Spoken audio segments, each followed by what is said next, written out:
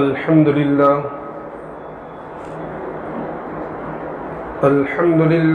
نحمده ونستعينه ونستغفره ونؤمن به ونتوكل عليه ونعوذ بالله من شرور أنفسنا ومن سيئات أعمالنا من يهد الله فلا مضل له ومن يضلله فلا هادي له ونشهد أن لا إله إلا الله وحده لا شريك له ولا نظير له ولا معين له ولا مشير له ولا مثال له ولا مثل له ونشهد أن سيدنا وسندنا وشفيعنا وحبيبنا ومولانا محمدا عبده ورسوله أما بعد فقد قال الله تبارك وتعالى في القرآن المجيد والفرقان الحميد فأعوذ بالله من الشيطان الرجيم بسم الله الرحمن الرحيم إنما أموالكم وأولادكم فتنة صدق الله العظيم. قبل اس کے بعد شروع ایک مرتبہ بلند آواز کے ساتھ درود شریف پڑھ لیں. اللهم صل على سيدنا مولانا محمد وعلى آل سيدنا مولانا محمد وبارك وسلم كما تحب وترضى عدد ما تحب وترضى يا کریم. میرے محترم بزرگوں، دوستوں اور عزیز ساتھیوں، اللہ تبارک و تعالی نے قرآن پاک میں ارشاد فرمایا وَإِن تَعُدُّوا نِعْمَةَ اللَّهِ لَا تُحْصُوهَا، کہ اللہ نے تمہیں اتنی انعامات، اتنی نعمتیں دی ہیں کہ تم اگر ان کا اندازہ لگانا چاہو، ان کو شمار کرنا چاہو تو شمار نہیں کر سکتے. یوں تو اللہ تعالیٰ کی بہت ساری نعمتیں ہیں، لیکن خاص طور پر قرآن کریم کی آج جو میں نے آیت پڑھی ہے اس میں اللہ تبارک تعالیٰ نے ارشاد فرمایا انما اموالکم و اولادکم فتنہ، کہ اللہ تعالیٰ نے تمہیں جو نعمت دی ہے مال کی، تمہیں جو نعمت دی اولاد کی، یہ نعمت تمہارے لیے فتنہ ہے. اب فتنہ سوچ کے ہم یہ نہ سمجھ لیں کہ بھئی فتنہ ہے تو حرام ہے، ناجائز ہے اور گھر جا کے ان کو باہر نکال دینا ہے. نہیں، سب سے پہلے سمجھنے والی بات یہی ہے کہ فتنہ عربی زبان میں کہتے ہیں اس چیز کو جس کے ذریعے امتحان لیا جائے، آزمائش. فتنہ کے معنی آزمائش. تو کیا مطلب ہوا کہ یہ تمہارا مال، یہ تمہاری اولاد، تمہاری بیویاں تمہارے لیے دنیا کے اندر اللہ کی طرف سے آزمائشیں ہیں، تمہیں ان کے ذریعے آزمایا جائے گا کہ اللہ تبارک و تعالیٰ نے تمہیں جو نعمتیں دی ہیں تم ان کا استعمال کیسے کرتے ہو. کہ جتنی بھی نعمت ہے، ہر نعمت کے ذریعے اللہ تبارک و تعالیٰ تمہیں آزمائے گا کہ تم اس نعمت کے ساتھ کیا برتاؤ کرتے ہو. جیسے کہ مال ہے، مال کو اللہ تبارک و تعالیٰ نے کیا فرمایا انما اموالکم و اولادکم فتنہ، کہ تمہارے مال، تمہارے اولاد فتنہ ہے. حالانکہ اسی مال کو اللہ تبارک تعالیٰ نے دوسری جگہ ارشاد فرمایا وَإِنَّهُ لِحُبِّ الْخَيْرِ لَشَدِيدٌ، کہ مال کو خیر فرمایا ہے. پتہ چلا کہ مال کی دو حیثیتیں ہیں، کہ مال خیر بھی ہے اور مال فتنہ بھی ہے. یہ کب ہوگا؟ فرمایا کہ جب اللہ تبارک و تعالیٰ نے اگر تمہیں مال دیا ہے تو سب سے پہلی آزمائش مال کے ذریعے تمہاری یہ ہوگی کہ اس مال کے ذریعے تم اللہ کا شکر ادا کرتے ہو یا ناشکری کرتے ہو. اس مال کو تم اپنا کمایا ہوا سمجھتے ہو یا اللہ کا دیا ہوا سمجھتے ہو. اس مال کو تم یہ سمجھ رہے ہو کہ یہ مال میری طاقت سے، میرے علم سے، میری پلاننگ سے آیا ہے، یا تم سمجھ رہے ہو کہ نہیں اللہ نے دینا چاہا تو اللہ نے دیا ہے. تو پہلی آزمائش شکر اور ناشکری کی. دوسری آزمائش یہ کہ یہ مال تمہارے پاس جب آیا ہے تو مال کے آنے کے بعد تمہاری کیفیت بدلی ہے یا نہیں بدلی ہے. کہ مال کے آنے سے پہلے تم لوگوں سے ملا کرتے تھے، لوگوں سے بات چیت کیا کرتے تھے، تمہاری انکساری، تمہاری عاجزی، تمہاری ملنساری مشہور تھی، اور جہاں مال آیا تم نے لوگوں سے ملنا چھوڑ دیا، اسٹیٹس دیکھنا شروع کر دیا، تکبر کرنا شروع کر دیا۔ یہ تمہاری آزمائش ہے کہ مال کے ذریعے تمہارے اندر تکبر تو نہیں آ رہا ہے، تم اپنے سے نیچے والوں کو حقیر تو نہیں سمجھ رہے ہیں، اور یہ بہت بڑی آزمائش ہے۔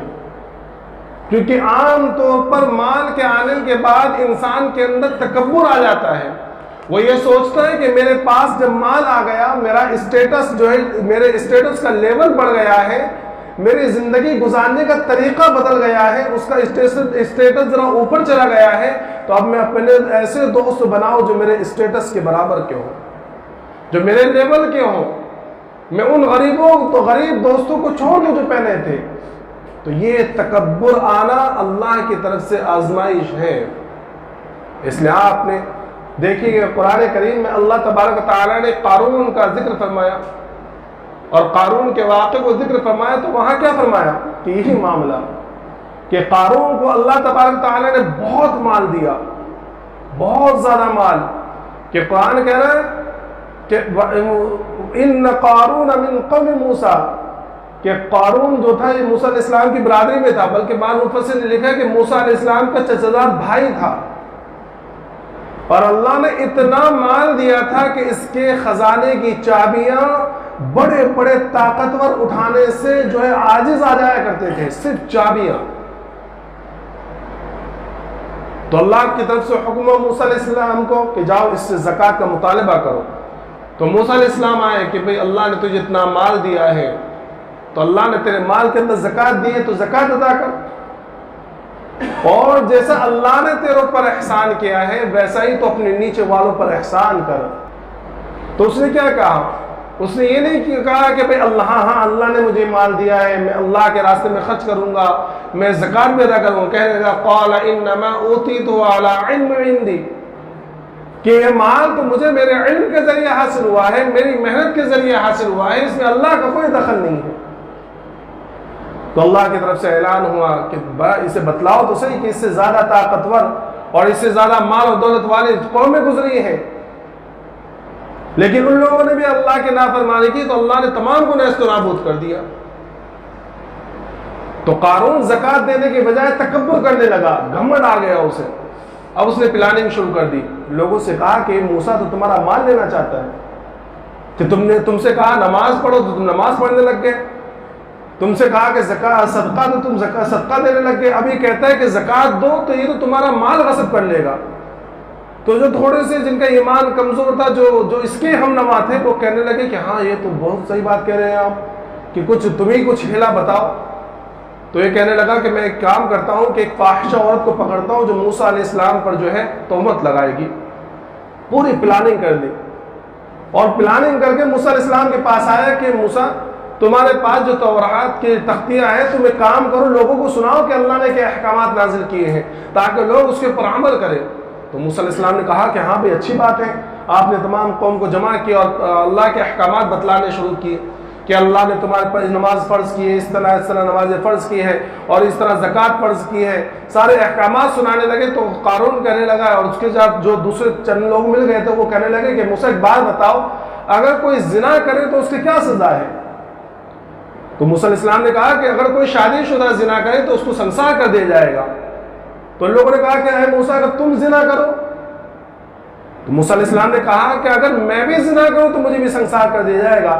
تو سارے لوگ کہنے لگے کہ آپ نے تو زنا کیا ہے۔ اب موسیٰ علیہ السلام بڑے تعجب حیران ہو گئے کہ بھئی یہ کیا معاملہ؟ کہا کہ ہاں ہمارے پاس ثبوت ہے، اور اس عورت کو لا کر سامنے کھڑا کر دیا۔ تو موسیٰ علیہ السلام نے فوراً کہا کہ میں تمہیں اللہ کا واسطہ دیتا ہوں اور اللہ کی قسم دیتا ہوں کہ تم صحیح بتلانا۔ تو وہ عورت فوراً کہنے لگی کہ جب معاملہ اللہ کے اوپر چلا گیا اور تم نے مجھے اللہ کی قسم دی تو میں بھی حقیقت بیان کرتی ہوں، اور یہ ہے کہ مجھے ان لوگوں نے اتنے انعام کا وعدہ کیا تھا اور ورغلایا تھا، ورنہ آپ ان تمام چیزوں سے بری ہے۔ تو موسیٰ علیہ السلام فوراً سجدے میں گر گئے۔ کوئی معمولی بات نہیں ہے یہ کہ نبی کے اوپر زنا کی تہمت، کہ فوراً سجدے میں گر گئے، رونے لگے، زار و قطار رونے لگے۔ تو اللہ کی طرف سے وحی آئی کہ موسیٰ کیوں رو رہے ہو؟ ہم نے زمین پر تمہیں تسلط دے دیا، یہ زمین تمہارے تابع ہے، جو تم کرنا چاہے وہ کرو۔ تو فوراً موسیٰ علیہ السلام نے کہا کہ زمین کی جتنے بھی اس میرے اوپر تہمت لگانے والے تھے اور قارون کے ساتھ ان کے خزانے ساری چیزوں کے ساتھ اسے نگل لے. تو زمین نے پہلے ٹخنوں تک نگلا تو سارے رونے لگے، موسیٰ علیہ السلام سے معافی مانگنے لگے کہ موسیٰ ہمیں معاف کر دو. پھر موسیٰ علیہ السلام نے پھر کہا کہ زمین اور نگل، تو گھٹنوں تک آ کر گردن تک جب گردن تک آ گئے تو اور زیادہ آوازاری کرنے لگے اور موسیٰ علیہ السلام سے معافی مانگنے لگے. موسیٰ علیہ السلام نے زمین کو پھر حکم دیا کہ پورا نگل جا، پورا نگل جا.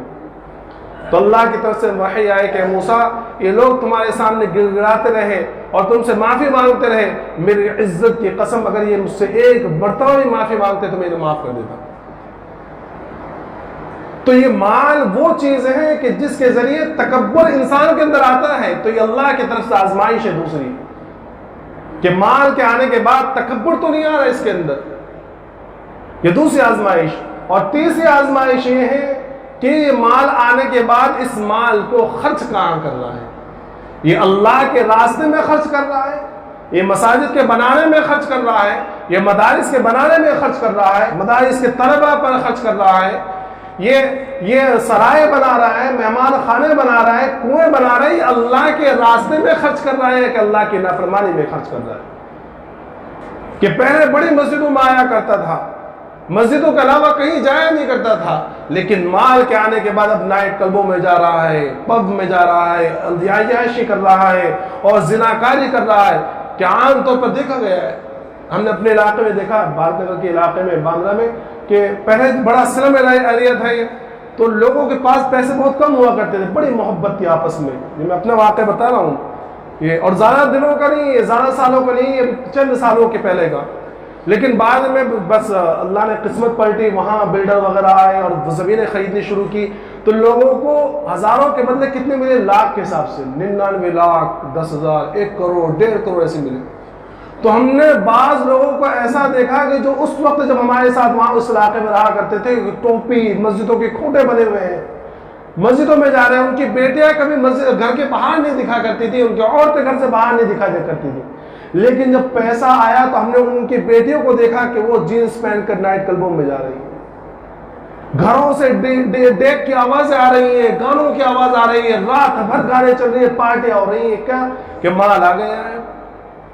تو یہ مال کی طرف سے، اللہ کی طرف سے مال کے اعتبار سے آزمائش ہے کہ مال کے آنے کے بعد تم اللہ کی طرف آتے ہو، اللہ کے راستے میں خرچ کر رہے ہو، یا مال کے آنے کے بعد تم تکبر کر رہے ہو اور مال کے آنے کے بعد اس مال کو اللہ کی نافرمانی میں خرچ کر رہے ہو. تو یہ مال اس اعتبار سے فتنہ ہے کہ اللہ کی طرف سے آزمائش ہے، کہ اللہ کی طرف سے آزمائش آ رہی ہے، تمہاری آزمایا جا رہا ہے. اور اس کے بعد فرمایا انما اموالکم واولادکم فتنہ، کہ دوسری نعمت کیا ہے؟ فرمایا کہ دوسری نعمت اولاد کی ہے، اور اولاد کے اندر سارے بیٹے بیٹیاں سارے آ گئی. اور اس کے علاوہ ایک حدیث کے اندر اللہ کے رسول صلی اللہ علیہ وسلم فرمایا کہ یہ عورتیں تمہارے لیے آزمائش ہے، فتنہ ہے. یا فرمایا اللہ کے رسول صلی اللہ علیہ وسلم نے کہ میں نے دنیا کے اندر مردوں کے لیے عورت سے زیادہ خطرناک فتنہ نہیں چھوڑا، کہ سب سے زیادہ خطرناک فتنہ یہ عورت. اور اس کی وجہ بھی یہ ہے کہ عورت کی 4 حیثیتیں ہیں، کہ دنیا کے اندر جب ایک مرد آتا ہے، ایک بچہ جب آتا ہے، تو سب سے پہلا واسطہ اس کا ماں سے پڑتا ہے، اور ماں عورت ہے.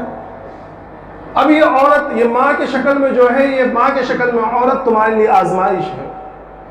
کیا آزمائش ہے؟ کہ یہ ماں تمہیں بچپن میں تمہاری تربیت کر رہی ہے، تمہیں اپنا دودھ پلا رہی ہے، تمہارے لیے رات بھر جاگ رہی ہے. کبھی ایسا ہوتا ہے کہ وہ خود کم کھاتی ہے، تمہیں زیادہ کھلاتی ہے. وہ کبھی ایسا ہوتا ہے کہ رات کا وقت ہے، سردی کا وقت ہے، اور تم نے پیشاب کر کے اپنے بستر کو گیلا کر دیا. وہ ماں اس سردی والی رات میں خود جو ہے گیلے بستر پر سو جاتی ہے، اپنے بچوں کو جو سوکھی جگہ پہ سلاتی ہے، رات جاگ کر تمہاری خبر گیری کرتی ہے، تمہاری تیمارداری کرتی ہے. جب یہ ماں بڑھاپے کی حالت میں پہنچتی ہے تو اب تم اس کے ساتھ کیا معاملہ کر رہے ہو؟ تم اس ماں کے ساتھ حسن سلوک کا معاملہ کر رہے ہو یا بد سلوکی کر رہے ہو؟ تم اپنی بیوی کے زیادہ سنتے ہو یا اپنے ماں کے زیادہ سنتے ہو؟ ہاں میرے دوستو، یہ ماں بڑی عظیم الشان نعمت ہے اللہ کی. اور اللہ کی طرف سے آزمائش بھی ہے، کیونکہ دنیا کے اندر ماں کے جیسی ہستی کبھی پیدا نہیں ہوگی۔ تمہیں دنیا کے اندر ہر نعمتیں دوبارہ مل سکتی ہے، مال دوبارہ مل سکتا ہے، سمجھے، اولاد دوبارہ مل سکتی ہے، بیوی دوبارہ مل سکتی ہے، لیکن ماں کبھی دوبارہ نہیں ملتی ہے۔ ماں ایک ہی ہوتی ہے، اور ماں کی ممتا کا مقابلہ دنیا کی کوئی نعمت نہیں کر سکتی۔ یہ ماں کی قدر و قیمت ان بچوں سے پوچھو جن بچوں کے والدین اور ماں باپ بچپن ہی میں رخصت ہو جاتے ہیں، جن کی مائیں بچپن میں انتقال کر جاتی ہیں، ان سے پوچھو کہ ماں کی ممتا کے لیے کس طرح ترستے ہیں۔ آج ہمارے نوجوانوں کے پاس والدین ہیں، ماں زندہ ہے، کوئی خبر گیری نہیں، کہ صحیح سے بات کرنا پسند نہیں کر رہا ہے، بچیاں ماں سے صحیح سے بات کرنا پسند نہیں کر رہی ہیں۔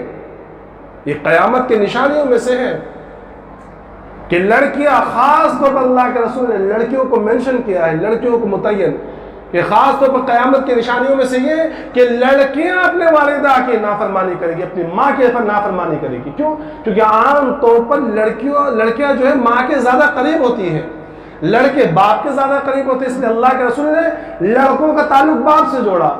کیا فرمایا؟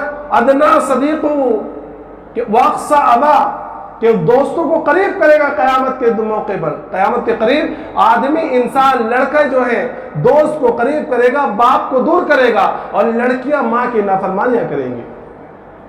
آج کتنی نافرمانی ہو رہی ہے دنیا کی والدین کی، کہ کوئی والدین سمجھتے نہیں ہم والدین کو کچھ، اور جب ان کی حقیقت سمجھ میں آتی ہے تو والدین اس وقت تک رخصت ہو جایا کرتے ہیں، اور جب رخصت ہو جانے کے بعد پتہ چلتا ہے کہ والدین کیا چیز تھی، والد کی اہمیت کیا تھی، ان کا سہارا کیا اہمیت رکھتا تھا، والدہ کی سرپرستی کیا اہمیت رکھا کرتی تھی، کہ جب گھر میں ہم گھستے تھے اور والدہ ایک مرتبہ ہم سے ہماری خیریت پوچھتی، ساری تھکان دور ہو جاتی ہے انسان کی۔ تو یہ آزمائش ہے اللہ کی طرف سے، اور اللہ نے اس کے اوپر بڑے وعدے فرمائے ہیں۔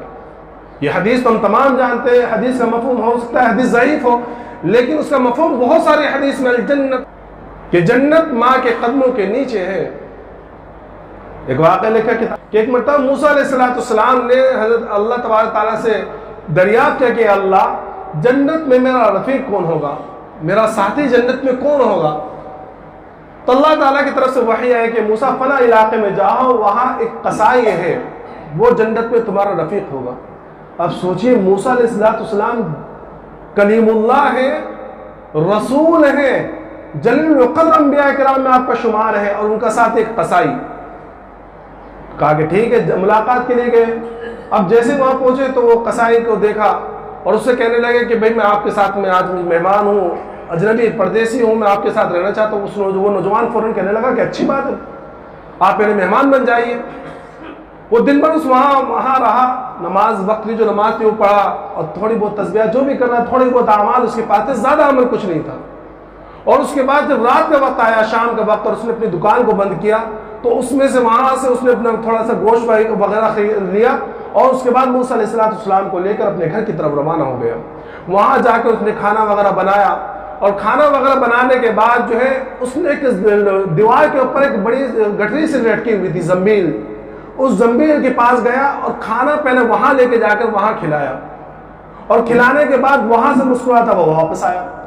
موسیٰ علیہ السلام دیکھ رہے تھے، تو موسیٰ علیہ السلام نے پوچھا کہ بھئی کیا بات ہے، یہ گٹری کے اندر کون ہے؟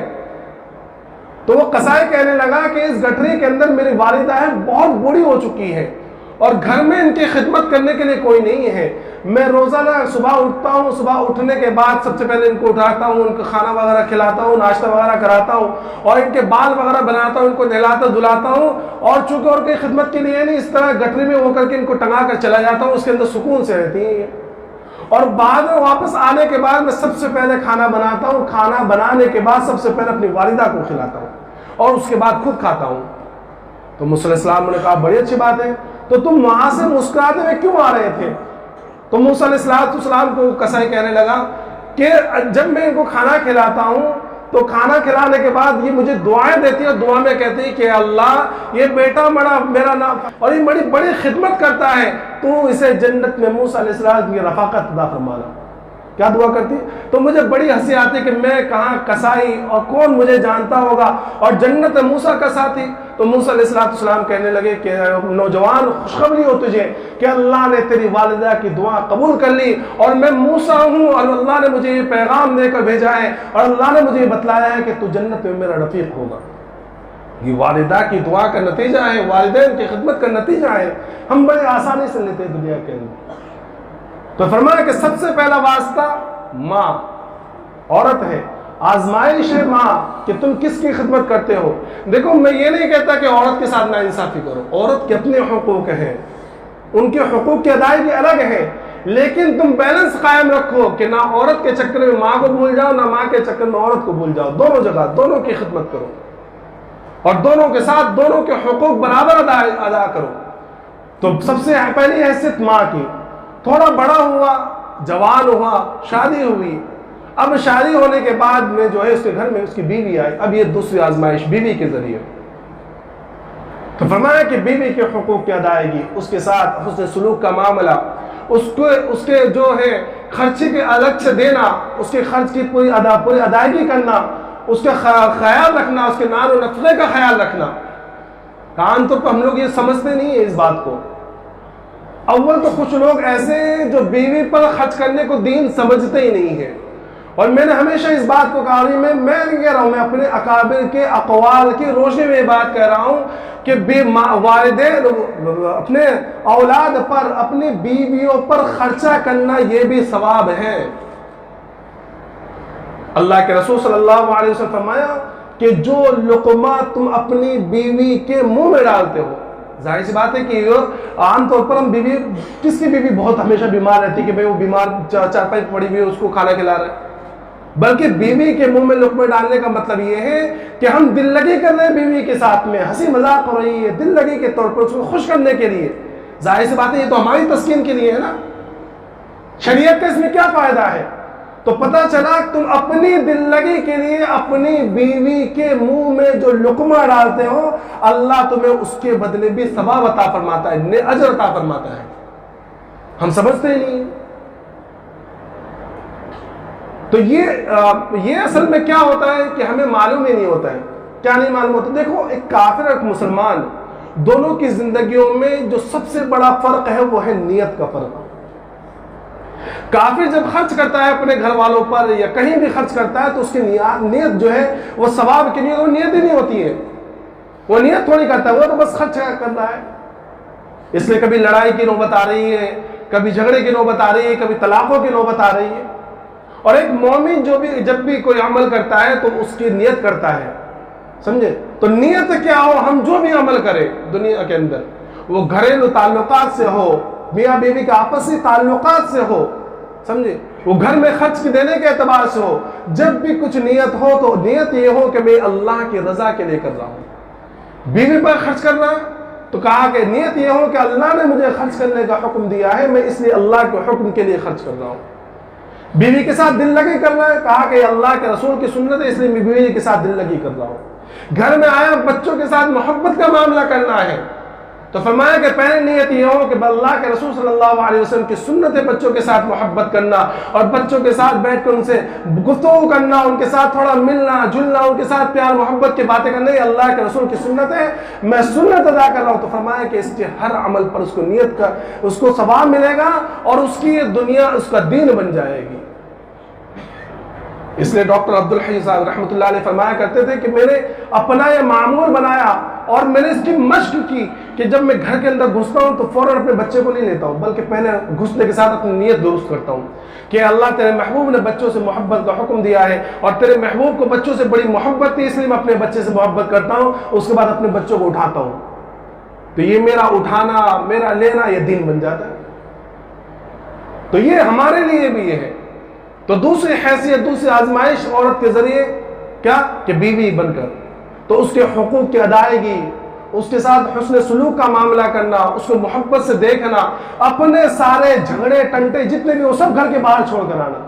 یہ آج جھگڑے کی سب سے بڑی وجہ ہے آج ہمارے گھروں کے اندر کہ سارے کاروباری مسائل لے کر گھر کے اندر گھستے ہیں۔ کہ وہ ایسا گھر منہ ایسا بنا کر آتے ہیں، ایک دم غصے میں، سلوٹیں پڑی ہوئی ہیں اور منہ ایک دم سوجا ہوا ہے، اور ایسے پتہ نہیں فرعون کی شکل میں آ رہے ہیں گھر کے اندر کہ بیوی دیکھ کر بھی سہم جاتی ہے، پتہ نہیں کہاں سے کیا کر آ رہے ہیں۔ تو گھر کے اندر اللہ کے رسول صلی اللہ علیہ وسلم کی سنت ہے، گھر کے اندر مسکراتے ہوئے جاؤ، گھر کے اندر پیار محبت سے جاؤ۔ تو یہ دوسری آزمائش عورت کے ذریعے۔ تیسری آزمائش جو ہے وہ ہے بچے کے ذریعے، کہ تمہارے گھر کے اندر اللہ کی طرف سے بیٹی پیدا ہوئی ہے۔ اب اس بیٹے کے پیدا ہونے میں تم خوشی مناتے ہو یا تمہارا چہرہ سیاہ پڑتا ہے؟ کیا معاملہ ہے تمہارا کہ بیٹے کی پیدائش میں خوشی منا رہے ہو؟ بیٹے کی پیدائش میں ویسے دل کے اندر خوشی ہے جیسے بیٹے کی پیدائش میں تھی، یا غم ہے؟ بہت سے لوگ ہیں نا کہ وہ کہتے ہیں وہ خود بھی غم مناتے ہیں، دوسروں کو بھی تانے دے رہے ہیں، بیٹی ہوئی، اچھا وہ خود اتنے افسردگی سے کہتے ہیں کہ سامنے والا بندہ بھی سوچتا ہے یار بیٹی پیدا ہونا پتہ نہیں کیا بات ہے، بیٹی پیدا ہو گئی، کہ ساری خوشی چہرے سے غائب ہو جاتی ہے۔ تو یہ آزمائش ہے بیٹی کی پیدائش میں سب سے پہلے، اور یہ بیٹی جب بڑی ہو رہی ہے تو اب آزمائش ہمارے لیے ہے کہ ہم ان بیٹیوں کی تربیت صحیح کر رہے ہیں نہیں کر رہے ہیں، ہم ان بیٹیوں کے لباس پر دھیان رکھ رہے ہیں نہیں رکھ رہے ہیں۔ ہماری بیٹیاں جب باہر جا رہی ہیں تو برقعے کی حالت میں جا رہی ہیں، بے پردگی کے ساتھ میں جا رہی ہے، آزمائش ہے تمہاری۔ یہ لباس کیسا پہن رہی ہے، ان کے سر پر دوپٹہ ہے یا نہیں ہے، ان کی تعلیم کیسی ہو رہی ہے، ان کے گھر کے باہر کی ایکٹیویٹیز کیا ہے، یہ دیکھنا یہ تمہارے لیے آزمائش ہے۔ پیدا کر دینا کوئی بڑی بات نہیں ہے، یہ ساری تمہاری ذمہ داری ہے، تمہیں آزمایا جا رہا ہے اللہ کی طرف سے کہ تم اپنی بچیوں کی تربیت کیسے کر رہے ہو۔ آج جو اتنا ارتداد کا معاملہ پھیلا ہوا ہے، جو ہماری بچیاں، ہماری بہنیں اور یہ جو مرتدے ہو رہی ہیں اور یہ غیر مسلموں کے ساتھ میں اپنے تعلقات بنائے ہوئے، اس کی وجہ یہ کہ تم نے اپنی آزمائش کو سمجھا نہیں ہے۔ تم یہ سمجھ رہے ہیں کہ تم نے اچھے اچھے کپڑے لا کے اپنی بچیوں کو دے دیے، تم نے ان کی تعلیم صرف اسکولی تعلیم دے دی ہے، تمہاری آزمائش پوری ہو گئی نہیں، تم نے ان کی دین تربیت کی کہ نہیں کی، تم نے انہیں ایمان سمجھایا یا نہیں سمجھایا، تم نے انہیں اسلام بتلایا کہ نہیں بتلایا، تم نے انہیں با حیا بنایا نہیں بنایا، تمہاری آزمائش تمہیں دیکھا جائے گا۔ اور اگر تم نے یہ اعمال نہیں کیے تو اللہ کی طرف سے تمہاری پکڑ ہوگی، چاہے تم کتنے بڑے نمازی ہو، کتنے تم نے حج کر لیے ہو، اگر تم نے اپنی بچیوں کو دین نہیں سمجھایا، تم نے انہیں حیا کی تعلیم نہیں دی ہے اور وہ بے حیا باہر پھر رہی ہیں اور وہ ارتداد کا شکار ہو رہی ہے، تم اس کا بھگتان تمہیں بھی کرنا پڑے گا۔ تو یہ تیسری حیثیت آزمائش ہے۔ اور چوتھی حیثیت آزمائش یہ کہ تمہاری جو بہن ہے، یہ بہن کی طرف سے تمہاری آزمائش یہ ہوگی، ایک تو یہ آزمائش یہ کہ ان کی بھی تعلیم و تربیت، کہ اگر تمہارے والد زندہ نہیں ہیں یا تمہاری بہنیں تمہاری نگرانی میں ہیں تو تم دیکھیں کہ تمہاری بہنیں کہاں جا رہی ہیں، کس کے ساتھ رہ رہی ہیں، کس کے ساتھ ان کی دوستی ہے، کون ان کی سہیلی ہے، ان کی دیکھنا تمہاری ذمہ داری ہے۔ اور سب سے اہم آزمائش یہ ہوتی ہے بہنوں کے تعلق سے کہ جب تمہارے والدین کا انتقال ہوا تو تم نے اپنی وراثت میں اپنی بہنوں کو حصہ دیا نہیں دیا، جس کے اندر آج 90% مسلمان ناکام ہیں۔ یہ تو میں محتاط انداز سے بول رہا ہوں، ورنہ اگر میں کہوں کہ 99% مسلمان ناکام ہیں اپنے بہنوں کو حصہ دینے میں تو میں غلط نہیں ہوں گا۔ بہت کم، بہت زیادہ دیندار لوگ اگر ہیں تو، معمولی دیندار تو وہ بھی نہیں دیتے، وہ بھی یہ کہتے ہیں شادی میں تو دیا تھا، جہیز اتنا سارا لے کے گئی تھی، بھئی جہیز دینے کا شریعت نے کہا تھا، تم نے خود نے دیا نا نام و نمود کے لیے کہ بھئی ہم نے اپنی بہن کو اتنا حصہ دیا یا ہمارے ابا جان نے اتنا دیا۔ جہیز کون دینے، کس نے دینے کے لیے کہا ہے؟ شریعت نے کہا ہے، اللہ نے کہا ہے، رسول نے کہا نہیں۔ جہیز دینے کا رواج تو تم نے ہندو والا بنایا ہے، ورنہ شریعت میں جہیز کا کوئی تصور نہیں ہے۔ سمجھ میں آ رہا ہے؟ اور یہ جو ہمارے دماغ میں خناس بھرا ہوا ہے نا کہ بھئی حضرت اللہ کے رسول نے حضرت فاطمہ کو جہیز دیا تھا، اللہ کے رسول نے حضرت فاطمہ کو جہیز نہیں دیا تھا جو آج کے زمانے میں دیا جا رہا ہے، بلکہ وہ سامان دیا تھا، اور وہ سامان اس لیے دیا تھا کیونکہ خود حضرت علی رضی اللہ تعالیٰ عنہ اللہ کے رسول کی کفالت میں تھی۔ حضرت علی کی پرورش اللہ کے رسول نے کی تھی، تو ان کے گھروں ساز و سامان دیا تھا، وہ بھی کتنا دیا تھا؟ چلو اگر تمہیں یہ لگتا ہے کہ اللہ کے رسول نے جہیز دیا تو تمہیں بھی اتنا دے دو۔ کیا دیا تھا؟ ایک چکی، 2 تکیے، ایک مٹکا، سمجھے، اور ایک بستر دیا تھا۔ چلو آج کے زمانے میں تم اتنا دے دو، اجازت دیتی ہے شریعت، تم کو دیں گے، تم بھائی تمہیں تو بیڈ چاہیے 25,000 کے، اتنا دیتے اور اتنی نمائش کرتے ہیں کہ بھائی ویڈیو بنا بنا کر سارے رشتہ داروں میں بانٹتے کہ ہم نے اپنے بچوں کو دیکھو اتنا جہیز دیا ہے. تو جہیز دینے کے لیے تمہیں کس نے نہیں کہا ہے تم ان کو وراثت دو، لیکن چونکہ وراثت ذرا بھاری پڑتی، وراثت بن رہی ہے 10 لاکھ کی اور جہیز میں خرچ کر کے 2 لاکھ 8 لاکھ کھا گئے. سمجھے؟ تو جہیز مت دو، وراثت دو اپنی بہنوں کو. جب والدین کا انتقال ہو جائے تو وراثت دو.